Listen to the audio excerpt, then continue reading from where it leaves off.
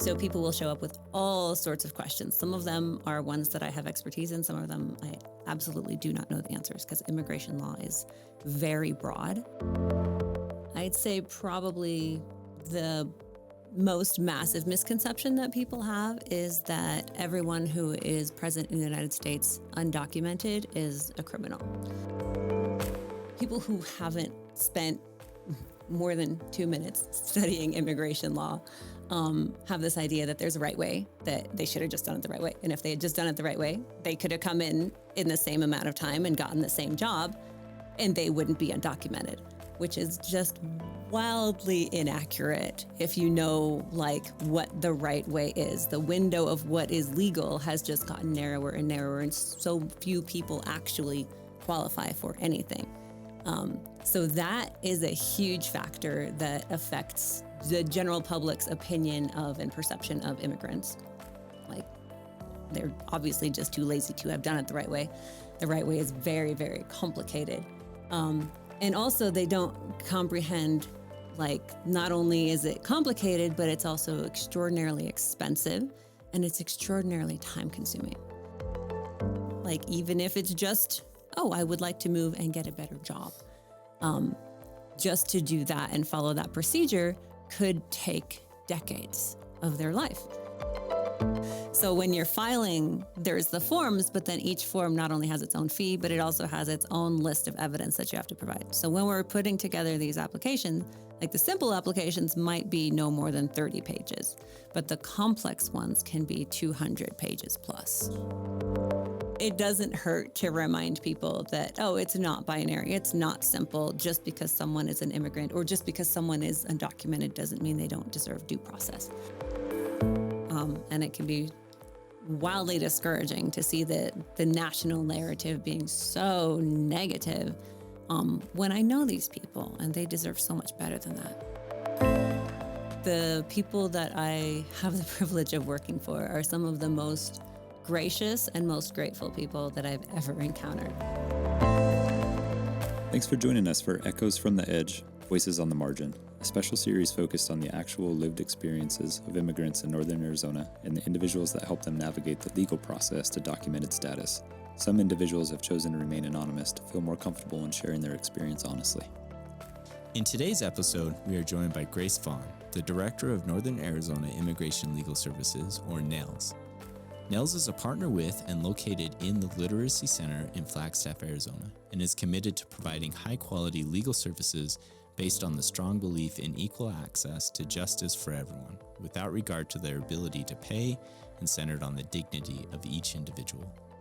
NAILS assists with DACA renewals, applications for naturalization, authorizations for employment, family-based petitions, immigration relief for victims of crime, asylum applications, and consultations on other immigration-related legal matters.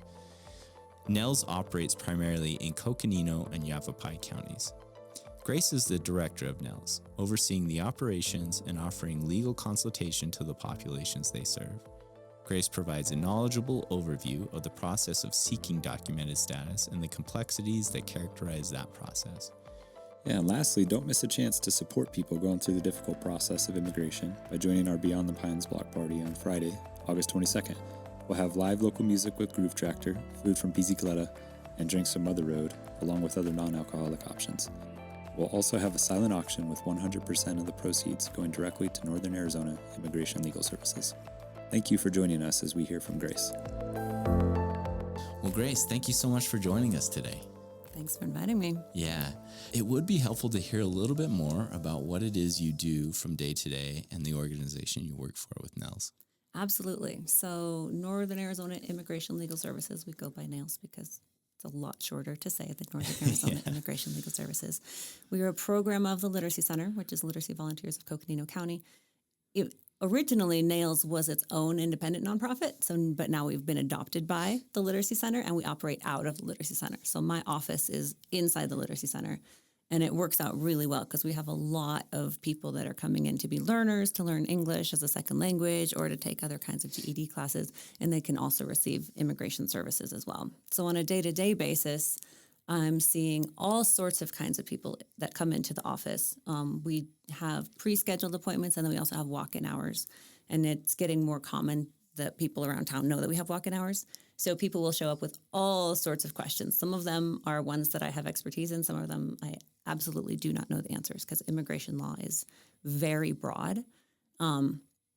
And for the last 5 years or so, for the most part, our focus has been on helping people that are in Flagstaff, that have been residents of Flagstaff for decades, many of them, to seek legalizing their status if they're undocumented, or else to continue to renew any kind of legal status that they currently have, because almost every single legal status you can have that's below being a citizen has to be renewed on a regular basis. So we can help with that documentation, that paperwork.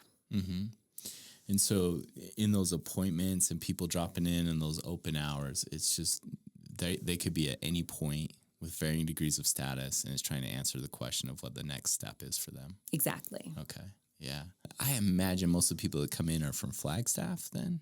Yeah. We do serve all of northern Arizona, so we occasionally have people coming down from Grand Canyon, coming up from Winslow, coming from Williams, a few in the Verde Valley as well, but the majority are actually local to Flagstaff. Yeah. How do they hear about you, or how do they get in touch with you? Yeah, that's a great question. It's mostly word of mouth, because the immigrant community is tight-knit and doesn't always overlap as much with just the non-immigrant community. So a lot of the people, and we do ask when we do an intake, we say, how did you hear about us? And they say, oh, well, you've worked with somebody that I know before, and they gave me your number. I'll often actually get people calling my personal number because a client shared it with somebody. And so they're like, are you immigration people? Oh, yes, we are. So you never know who you're going to hear from or where. Yeah. I wonder, for those that are coming in for a first time, how have they managed their immigration status without supportive agencies like NELS, or how have, up to that point, what do they do to rely on support? Yeah, that's another great question, because we are currently, and have been forever, well, ever since we were incorporated in 2018, we've been the only low-cost immigration legal service provider in northern Arizona. So a lot of people have had to go down to the valley to find attorneys in Phoenix. Some people, if their English is good enough, they've been able to file paperwork on their own, just read the forms and follow the directions. It's not illegal to file immigration documentation without legal representation. But a lot of people will say, oh, I went to an attorney in Phoenix area and they said that I might qualify to do this thing, but I couldn't do it because it is exorbitantly expensive. What are the pros and cons if they were to file on their own without the support of an attorney or someone else? Pros, you don't have to pay the attorney. Yeah, save money. Cons, if you don't know the complexities of immigration law, you can actually expose yourself to government scrutiny, and it can lead to deportation if you haven't properly evaluated whether or not you fully qualify. Because you can say, oh, this, say for a victim of crime visa, you can say this crime is a qualifying crime, so you should qualify for this kind of victim of crime visa. But if you don't also evaluate the person's own history and their own entries and exits from the country, or if they have any criminal history of their own, just because they qualify for the visa doesn't mean they'll be granted the visa. And if they're not granted the visa, then they could actually be put into deportation proceedings. And if an individual doesn't jump through those hoops correctly, does that stick with them? So do future attempts to apply for paperwork, if past paperwork's been filed erroneously, have an impact on them? It definitely could, depending on the situation. Like if it's determined to have been filed without a proper grounds to say, oh, you said you qualified for this, but you didn't actually qualify for this, that can be held against them. For the most part, if it was just filled out improperly, that's not going to come back to bite them later. But other things could. But if it's portrayed as them falsifying the application. Yeah, that could be problematic for sure. Yeah. So that establishes the importance of something like NELS, because it provides low cost services for individuals that often don't have money to pay exorbitant fees. Very much so. Attorney to go through things, and the risks, if they aren't completed correctly, could have negative consequences. Yeah, absolutely. For NELS, what about their connection to the Literacy Center? Why did they choose that partnership, or how did that partnership come to be? Yeah, It made so much sense. So back in the early days of Keep Flagstaff Together, when they were just establishing a board and organization, they never had any kind of a building or a space where people could meet. So even back then, the Literacy Center allowed them to use their space because they have a building and they have classrooms. So the Keep Flagstaff Together board used to meet at the Literacy Center. And the Literacy Center for years has had citizenship classes. So very often we would be hearing, I remember like my very first day of ever volunteering with Nails, I remember listening to the volunteer that I was just listening to as she was speaking with the clients saying, oh, you can go to the Literacy Center to take the citizenship class. And I was like, wow, I didn't even know there was a Literacy Center. That's cool. But so all the way back at the beginning, the Literacy Center was involved, and there was always a sort of a partnership because we served the same population. Mm-hmm. You know, a lot of the people that come to the Literacy Center, sure, there are plenty of people that are native-born Americans that, you know, need to finish their GED or whatever the case might be. But we see a lot of people that come in for English as a second language classes, and most of those people are immigrants of one stripe or another. You know, they might be international students, or they might be here for whatever other reason on a working visa, or they might be someone who is an actual immigrant that is on a family visa or no visa at all, but they want to learn English. So they've been in and out, the population is in and out of the Literacy Center doors all the time. So when we started talking about trying to join with another organization, we talked about, you know, there are other organizations that offer immigration services, but none of them are in Flagstaff. So we said we could reach out to organizations in Phoenix and say, hey, do you guys want to open a Flagstaff chapter? They wouldn't already have a building. That would be a really big outpouring for them to commit to that. But we also said we could ask the Literacy Center because they're right there, and we're already, after COVID, I started using that space to meet with clients, like just weekly. They say, you know, you can come in on Wednesday afternoon. And so I would say, okay, this week I'm meeting with 2 different people. So I was already using that space. So it just made sense to ask them, would you please adopt us? And they did. And can you speak to how you mentioned a moment ago the inauguration, how that has changed things? And I just wonder what your life has been like in this line of work since the inauguration. Oh, goodness. Yeah, when at the point of the election, like the week following, well, 2 weeks following that, the week following that was just like confusion and despair. But the week after that, we started thinking, okay, what do we need to do? How do we need to respond? Because like, obviously, we didn't know what was coming, and we still don't know what's going to happen next week. But we had a pretty good idea from the previous administration, the previous Trump administration, what kind of priorities they were going to have. And of course, during the run up to the election, there was plenty of, you know, rhetoric that was very clear, like these are our priorities and this is what we are going to enforce and what we're going to prioritize. So we had a very good idea that there was going to be a large need for services. So we immediately started planning for what new things we needed to add in. And we knew we would need to add in walk-in hours so that people could come and see us and not have to wait, you know, a month in order to get a chance to be seen. We also knew that there was going to be a need for Know Your Rights trainings, which is something that they had done previously on a smaller scale. But we put together a training and a training team that were able to start having meetings scheduled. And we were very intent on making sure that they're not scheduled far in advance and they're not widely publicized, because we don't want to, you know, start saying, oh, well, you can find all of the people gathered together at this time at this date. So it's always been a kind of a short notice kind of a thing, maybe a week and a half. And it would be small group meetings at different schools, at different churches, in people's homes even, where we can have materials to hand out. So that's another thing we started doing, is putting together materials we hadn't previously had, like Know Your Rights documents and ally documents for how people can, like how the rest of the population can assist and be helpful, or what to do if you witness a raid or somebody being taken into ICE detention. And then we also, one of the things we really wanted to do was put together a rapid response network so that allies in Flagstaff can be part of something, so that if there is a need for a bunch of people to respond and be present just to witness something, we can call on those people. And that one took a lot longer to put together, but it's finally happening.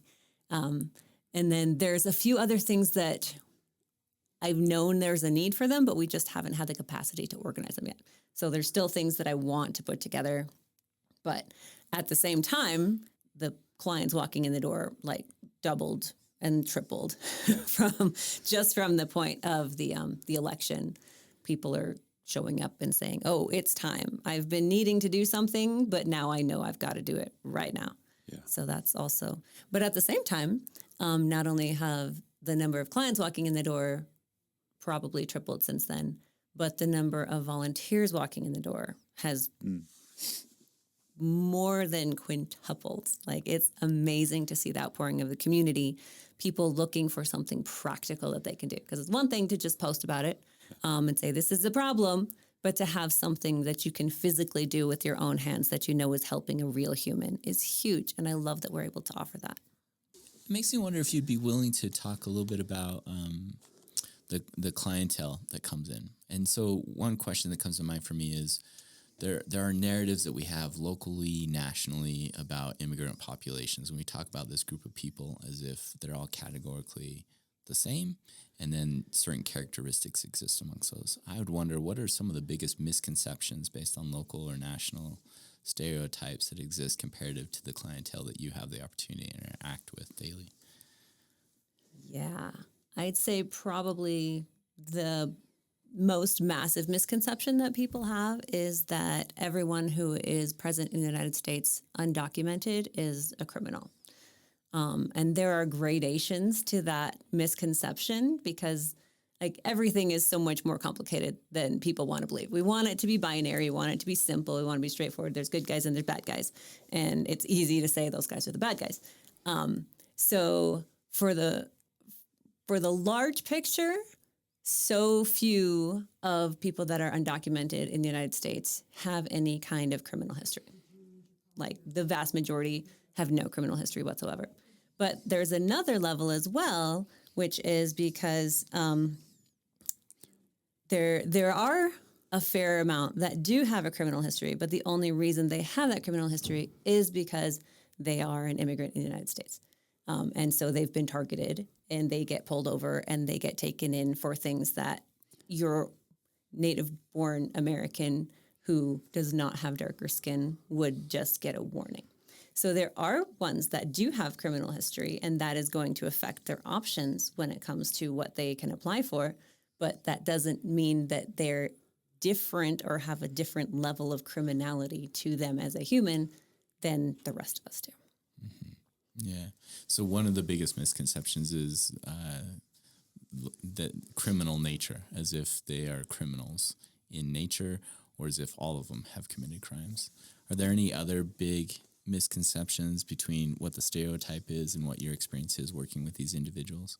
Yeah, I'd say an enormous one is people who haven't spent more than 2 minutes studying immigration law have this idea that there's a right way, that they should have just done it the right way. And if they had just done it the right way, they could have come in the same amount of time and gotten the same job, and they wouldn't be undocumented, which is just wildly inaccurate if you know like what the right way is. The window of what is legal has just gotten narrower and narrower, and so few people actually qualify for anything. So that is a huge factor that affects the general public's opinion of and perception of immigrants. Like, well, they're obviously just too lazy to have done it the right way. The right way is very, very complicated. And also they don't comprehend, like, not only is it complicated, but it's also extraordinarily expensive and it's extraordinarily time consuming. Like, someone who is just living in another country and has a reason, like even if it's just, oh, I would like to move and get a better job, just to do that and follow that procedure could take decades of their life. And another thing that people have very little understanding of is the actual danger that a lot of these people are facing where they came from. Many of the ones who come seeking asylum, my volunteers and I, we have to be like, we become intimately familiar with all of their stories because we have to help them to write their declaration to say these are the things that have happened. And so it can be very disheartening to see the general public posting about, oh, all the lies that they're saying about the danger when I vacationed in Rocky Point and I was fine. You know, the experience that the native-born people have in other countries, the majority of my clients are from Mexico, but the experiences that they have do not equate to the experiences that white people have when we go and we visit for a week, with all of our money. So there's enormous levels of misunderstanding. And there's also a lot of our common community members and people across the country, like the interactions that they have had with immigrants are very limited. And so they don't have an established relationship with somebody that they can say, oh, well, I like this one immigrant and I know their story. And even just having meaningful interactions with a few immigrants and hearing their stories can change your perception of everyone in that fits that kind of category. So yeah, there's layers upon layers upon layers of misunderstandings and misconceptions about the life of immigrants. Yeah, that it's easy to do it the right way, that it's accessible financially or time-wise. Those things are misconceptions. That the level of risk in their home countries is the same as if I visit there, what I experience there. And then lastly, I think this is an important one. You're saying if I have an idea of a group of people without knowing an individual that's a member of that group, I can develop these broad ideas and paint with a big brush, whereas knowing them individually helps me to understand there's a lot more nuance to it all. It does. Yeah. But also, we certainly have plenty of people that say, oh, I know an immigrant, so I know all about immigrants. So even just having one friend, that's going to help. But the more people you know that have more nuance, that's going to build out your understanding of, wow, there's so many different life experiences out there that are so much different than my own. Mm-hmm. Yeah. So those are some of the misconceptions. I would wonder what kinds of things, or how able are you to speak to your clientele that comes in? In what ways do you see them contributing to the fabric of Flagstaff? So many ways. It's incredible. Yeah, so many of the people that we've been working with have been part of the Flagstaff community for decades.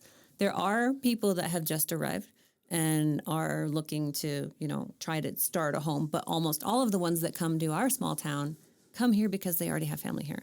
So we're working with people that some of them have been here for 30 years, which is longer than a lot of those of us that live here have been here.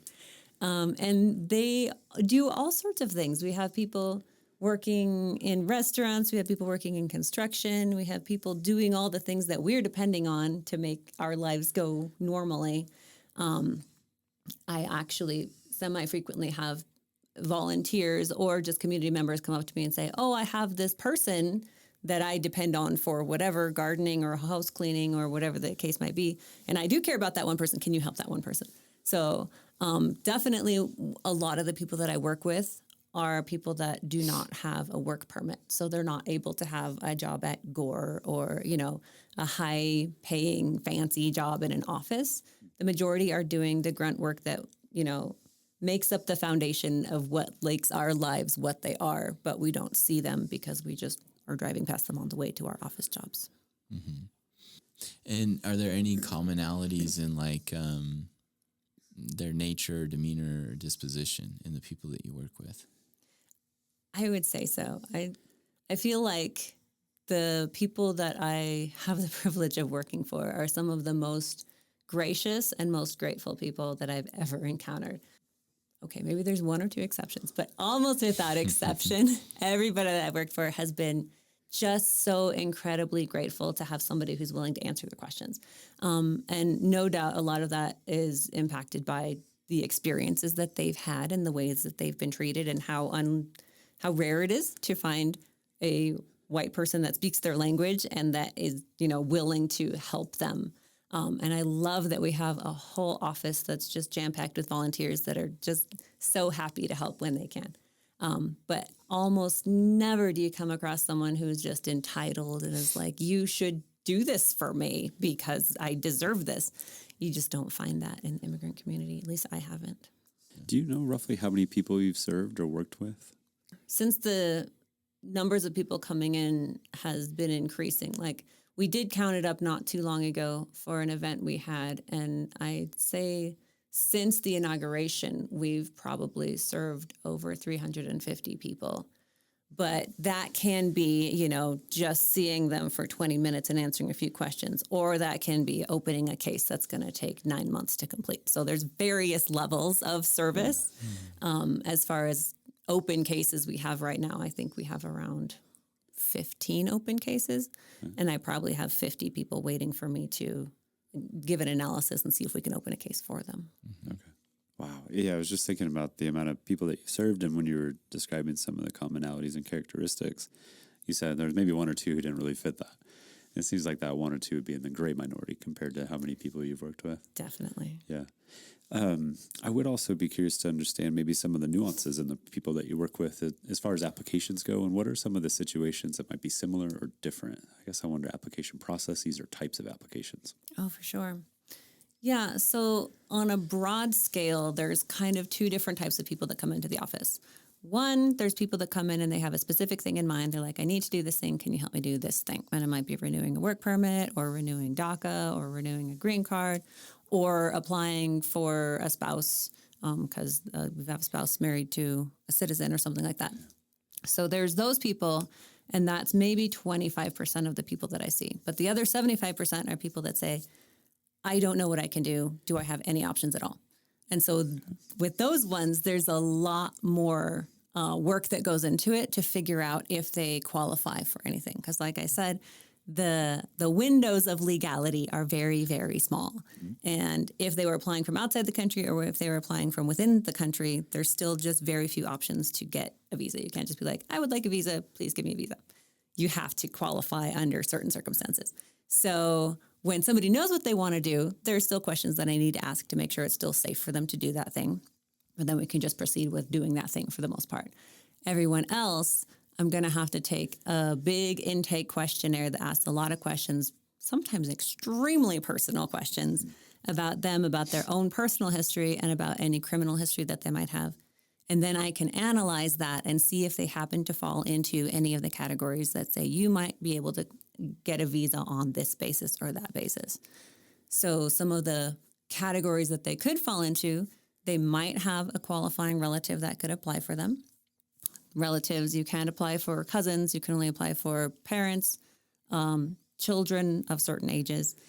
In some circumstances, siblings or spouses. And siblings, those are the ones that has de facto, at least right now, a 20-year wait period. So if your brother just got citizenship and he wants to apply for you, you're looking at waiting at least 20 years before you get a chance, which is devastating news to a lot of people. That's 2045 if you started today. Yeah. Wow. Yeah. Depending on the country that you came from. I mean, everything has, Gotcha. Details and whatever. So a lot of the cases, the big cases that we're able to take on and the ones that are able to help people, like people often wonder if there's any way for somebody who is undocumented to get any kind of documentation. And one of the ways you can do that, and one of the cases that we take on are victims of crime visas. And that there are three large categories of those ones. So there's ones that are just general victims of crimes. There's one for victims of domestic violence. And then there's ones for trafficking, which could be sexual trafficking or labor trafficking. And so those ones are potential ways that somebody can overcome having entered undocumented, even if it's just to get a work permit or potentially to get a green card. But those are also cases that are a large commitment, a large time commitment, and it's going to take like 9 months to 18 months to complete putting that together and filing it. Yeah, it's a staggering amount of work. And I think of like the person whose sibling became legal or granted status, that it would be 20 years. Do you have a rough guess as to how much that would cost for a person? Oh, good heavens. So depending on the route that someone's going to take, there's always government forms. Okay. And most of the government forms have a cost associated with them. So just yesterday, I was working on putting together a case plan with a volunteer and a client.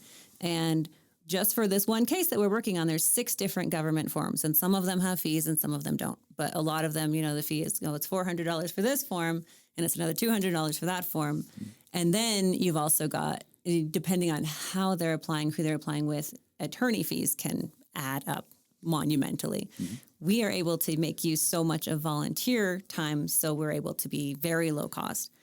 So that's going to help a lot for our clientele, but it's still like, even if it's just $1,000. I'm like, that's $1,000 that I cannot spare right now. So a great amount, maybe the greatest amount of money that's saved is from attorney fees.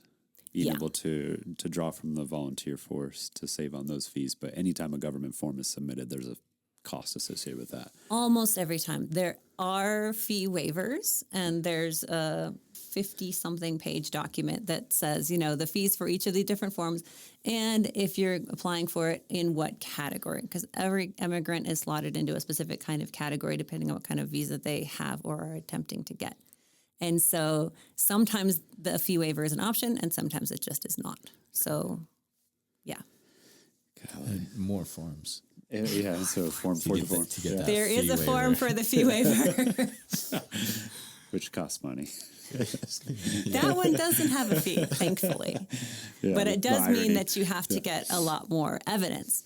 So when you're filing, there's the forms, but then each form not only has its own fee, but it also has its own list of evidence that you have to provide. So when we're putting together these applications, like the simple applications might be no more than 30 pages, but the complex ones can be 200 pages plus. Jeez. Yeah, it's interesting, and I think really important for you to what you articulated in that sometimes completing an application can take 9 months, 18 months, and that's not the waiting back to hear. That's the completion of the application. Yeah. Then once it's submitted, then the real waiting begins, and it can be so. A lot of the victim of crime ones, they'll take maybe 3 years to hear, like, okay, it looks like you've submitted everything you need to submit. And then it can take another 5 years before they're going to get an answer as to whether or not, they're going to be granted that visa, or just, no, you don't get that visa. And all of that waiting was for nothing. Yeah.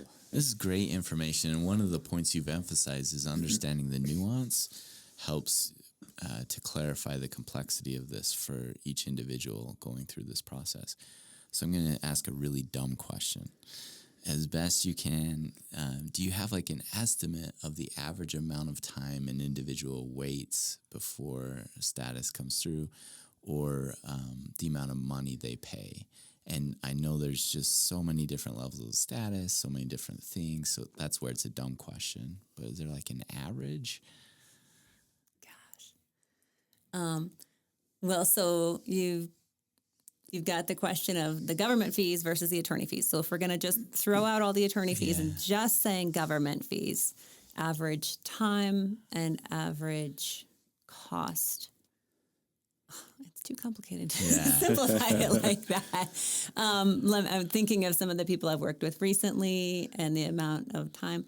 I don't think practically anything that I've submitted recently has been like adjudicated in less than 18 months. So time minimum 18 months for something to happen. And then maximum time, well, I don't know, because there's things that I've submitted 5 years ago that are still, processing. Cost-wise, I can't think of any application that costs less than $500. I can't simplify it. That's okay. I actually think your answer is a helpful answer. It's such a wide range and spectrum. And when you say $500, the minimum cost, there are some people that are repeatedly applying for work visas. And so that application fee happens every time. Yeah. Work visa is a 2-year renewal. So every 2 years, you're going to be paying that. Yeah. So some of what you're talking about in the application costs, some of those people are in a track currently waiting for a more defined status. And while they're doing that, they're maintaining applications repeatedly for another status. Yeah. And there's a lot of people that the track that they're in will never give them anything more than that. It's just a deferred action like DACA, where you can get a work permit and you have to renew it every 2 years. And if you don't renew it every 2 years, you lose it, and then you go back to being undocumented. But there's nothing further down the road for you unless somehow you qualify for something you didn't used to qualify for. You're just looking at renewing that work permit every 2 years for the rest of your life. Yeah, I was thinking that same thing just as far as watching you answer the question. To me, it communicates how complex it is and all the different nuances and how much uncertainty there is baked into the process in a sense. This kind of takes us a different direction, but it might be a little bit personal, so feel free not to answer. But I do wonder, what are some of the resilience factors you see, maybe the individuals you work with or collectively? And I'd also be curious to understand your own personal resilience factors and what keeps you going in this work when there's so many nuances and complexities and it's changing a lot. It sounds very difficult line of work. It is an incredibly difficult line of work. The wins are amazing. When we get like just a small thing, and I'm already tearing up. Like last week, somebody who had applied for a victim of crime visa got their work permit after waiting for 3 years. And that was just huge and life-giving. So every time we just have a small thing, or they approved a small section of a large application that we submitted, then that's just a huge thing to celebrate. I am amazed at the resilience, and I wish they didn't have to be so resilient. The immigrants that I work with, especially the ones who are victims of some form. That includes all asylum applicants, and then ones who have been victimized in this country. Asylum applicants, meaning that they were in danger in their home country. And so, like I said, my volunteers and I, we have to work with them to write their entire story. And not only that, but we have to gather like the evidence. So we get the newspaper reports, we get the death certificates, we get all of these things describing these atrocities that have happened. And so when we sit down to work with those, granted, we all cry. I always make sure we have Kleenex and we have chocolate and we have water bottles available. But working through that and seeing the hope that they have for their future that is also life-giving and encouraging. We also have been working recently with a counselor to help put together a group for the volunteers so that we can process together, because this is really difficult work. So there's that. And then I also try really hard to keep my own life compartmentalized as much as possible so that when I'm not at work, I'm not thinking about work and I'm not answering calls from work and I'm not checking my work email on the weekends. But you're right. It's super difficult. And it can be wildly discouraging to see the national narrative being so negative when I know these people and they deserve so much better than that. Yeah. Yeah. It's really incredible to hear. And it just seeing you tear up a little bit and talking about the work. And I think about the one win that you get in the context of serving several hundreds of people. It sounds like thousands over the years. And what that feels like. It sounds like it's really rewarding. It is. Yeah. And then you mentioned the people you work with also give you hope. Yeah, absolutely. Mm-hmm. There are days when I have to tell them the bad news, and that's terrible. But even in those circumstances, most of the people that I've had to say, you don't currently qualify for anything, they're still well, I guess we'll just keep doing what we've been doing. Because so many of them have been living under the radar, for all these years. So well, I had hoped for something, but I guess I'll just keep going. Yeah. You got that chocolate on deck, too. Chocolate water and Kleenex. A fellow sponsee of Kleenex. I noticed the Kleenex is on your side of the room, not mine. Yeah. It's our bad. Yeah, the Holy Trinity. Yeah, it's really. I was wondering, when you were talking about asylum seekers, working with people who were victims of crime, and you mentioned asylum seekers, and something clicked for me, and I was wondering misconceptions around asylum seekers. Mm-hmm. And I guess I was wondering, is there any common misconception around people, asylum seekers? Yeah, a huge misunderstanding that people have. Again, it's the right way kind of a situation. Yeah. The law that covers asylum and refugee, it's the same qualification, but to apply for it, the difference is where you're applying from. So if somebody is seeking refugee status, that means they're applying from outside of the United States. If they're applying for asylum status, they have to be doing it from within the United States. So a lot of misconceptions are, all these people should have applied in their home country instead of showing up here and then asking for help. Well, you can't. The law says come to the United States and ask for asylum status. So that's a large misconception that people have. Gotcha. Okay. Yeah, that's helpful to understand. I also, maybe I'm making this up, but feel like there's a misconception around fabricated ideas around what people are seeking asylum from, I suppose. Oh, yeah. Those ideas can be as varied as the population of the country, what people think is happening where. And those very much Well, okay, to be fair, there are misconceptions on the other side, on the immigrant side, about what asylum means as well, because the asylum laws actually dictate that you can seek help and safety if you are a member of a qualifying social group. And so a lot of people say, I am in danger, I can go and ask for asylum, so that gets very complicated, because to apply for asylum, you're supposed to be a member of a social group that's endangered because of who you are. So, if your race or your religion or your sexuality or your membership in, a political group or something like that. Yeah. And so one of the frustrations is that there's incredible danger to Native Mexicans from cartels, but that doesn't actually qualify for asylum. So there's misunderstandings on both sides about who can apply for asylum and where you should apply for asylum and whether or not the danger is real and whether it qualifies, because the danger is real even if it isn't qualifying for asylum. So that's another thing we can do, is try to help people see if they have other options, or else a way to help them to understand, or like to get to the bottom of their story, to see if they are actually part of a social group that qualifies to help them make that application. Yeah, it's really interesting to hear. I was thinking that generally there's kind of a maybe a dismissive posture toward asylum seekers or toward the idea itself. Yeah. Yeah. Okay. Yeah. Your sentiments just really help highlight how we try and categorize everything. Even what you just said here, it's not that the danger becomes fake, but in our paper constructed reality of what we've defined, it doesn't fit the definition currently. I think there's 5 protected statuses, aren't there? That's right. I forget them all, but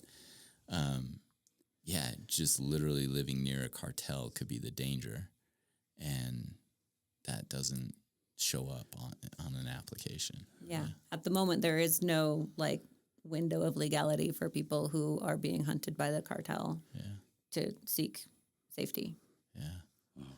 It's incredible.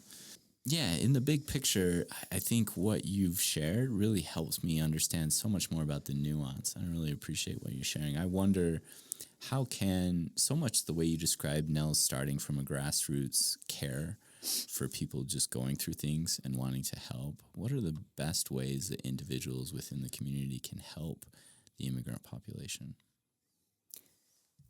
Yeah, wow. There's so many different ways. And so one, it takes courage to have those conversations, but to start helping people to understand that there is nuance at all I've kind of given up on the idea that we're going to change anybody's minds at this point. But it doesn't hurt to remind people that, it's not binary. It's not simple. Just because someone is an immigrant or just because someone is undocumented doesn't mean they don't deserve due process. That kind of thing. So having the courage to make those stands is huge. I don't know how much of a difference it's going to make. On a practical level, what people can do if they want to be helping somebody, in their day-to-day life, we take volunteers and we take donations, but there's also, I really want to mention, I want to call it a sister organization, but the relationship is more complicated. So I said that NAILS started as Keep Flagstaff Together, and then it morphed into NAILS. But now there's a new organization that's been born that's called Keep Flagstaff Together again. And so we very much partner with them. NAILS is focused 100% on the legal processes that people can handle. But Keep Flagstaff Together is working in a lot of different directions that are helping community members in Flagstaff. And so they are actually the ones that are doing the Rapid Response Network. That wasn't something NAILS was able to have the capacity to do, but Keep Flagstaff Together has it. But half of my volunteers are in Keep Flagstaff Together. So we very much overlap in a lot of ways. So there are a lot of different ways that people can be volunteering to be involved, physically, personally. NAILS, all we're going to be doing is paperwork. Literally, the paperwork is my life. And so if people are willing to work on filing and stapling and scanning and that kind of thing, I have space for that kind of volunteer.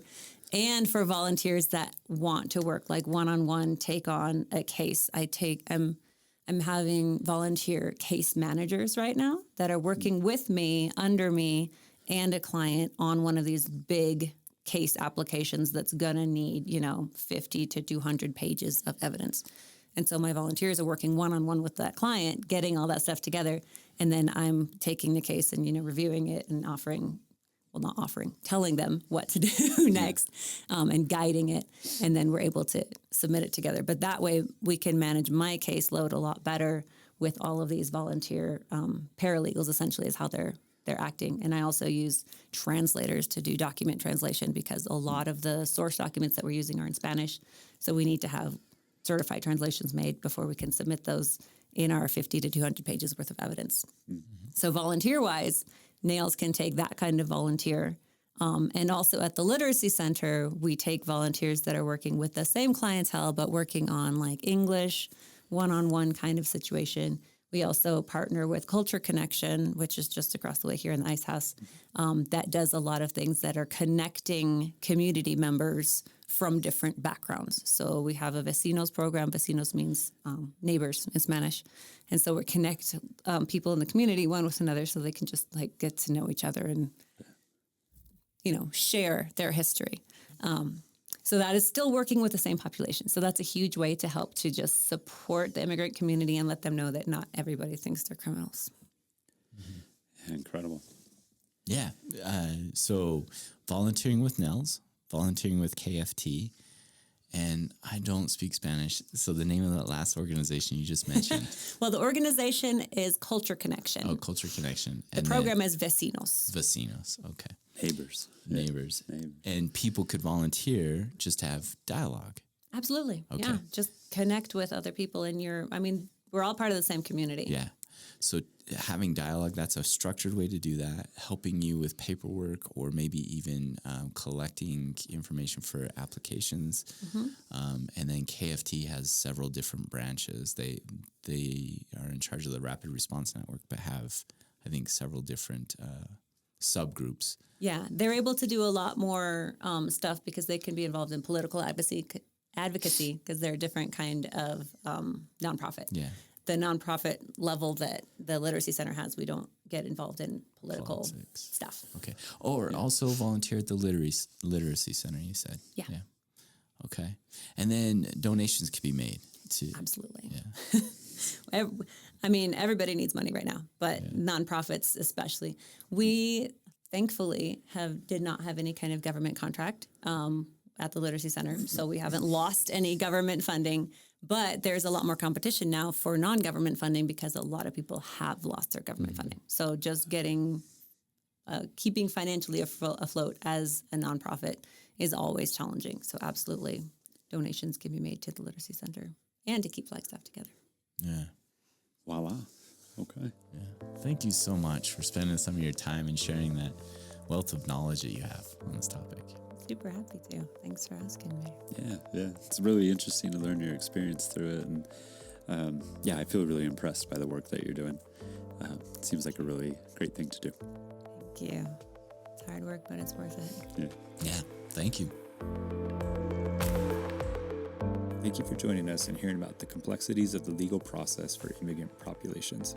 It is clear that Grace is both passionate and knowledgeable about her work, and her ability to describe a process that few of us are familiar with was illuminating. Remember, the opportunities that Grace highlighted to offer support include donating or volunteering to or at NAILS, volunteer with Keep Flagstaff Together, volunteer with the Vecinos program as part of the Culture Connections programming, and learn and speak about the nuanced, complex nature of the immigration experience. Once again, don't miss a chance to support individuals going through the difficult process of immigration by joining our Beyond the Pines block party on Friday, August 22nd. We'll have live local music with Groove Tractor, food from Pizzacletta, and drinks from Mother Rowe, including non-alcoholic options. We'll also have a silent auction with 100% of the proceeds going to Northern Arizona Immigration Legal Services. Tune in next week for our next episode from Echoes from the Edge, Voices on the Margin, as we are joined by Kelly Rowe, immigration attorney, who shares more specifics about the pathway to documented status.